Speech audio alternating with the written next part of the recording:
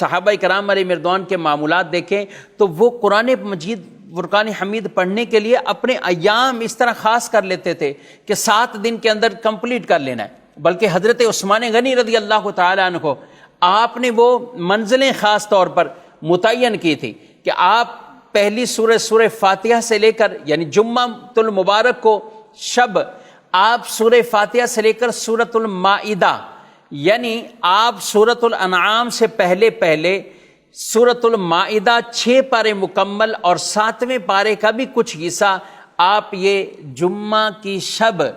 یہ تلاوت فرما لیا کرتے تھے۔ پھر آپ اگلے دن یعنی ہفتہ اور اس کی رات آپ کیا پڑھتے تھے؟ آپ رضی اللہ تعالیٰ عنہ سورۃ الانعام سے شروع فرماتے اور سورۃ الہود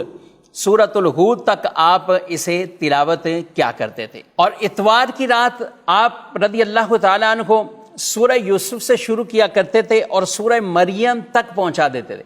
یہ آپ تلاوت فرمایا کرتے تھے۔ اور پھر آگے جب پیر کی رات آتی تو آپ سورہ طٰہٰ سے آپ شروع فرماتے اور سورہ طاسین میم وہاں تک آپ اسے پہنچاتے، یعنی وہاں تک آپ تلاوت فرمایا کرتے تھے۔ منگل کی رات سورہ عنکبوت سے لے کر سورہ صاد تک آپ یہ تلاوت فرمایا کرتے تھے۔ بدھ کی رات سورہ تنزیل سے لے کر سورہ رحمان تک آپ تلاوت کرتے، اور جمعرات کی رات آپ آگے سورہ یعنی سورہ واقعہ سے لے کر سورۃ الناس تک یعنی یہ ختم فرمایا کرتے تھے۔ سبحان اللہ، یعنی آپ نے جمعہ کی رات کو شروع کیا اور جمعرات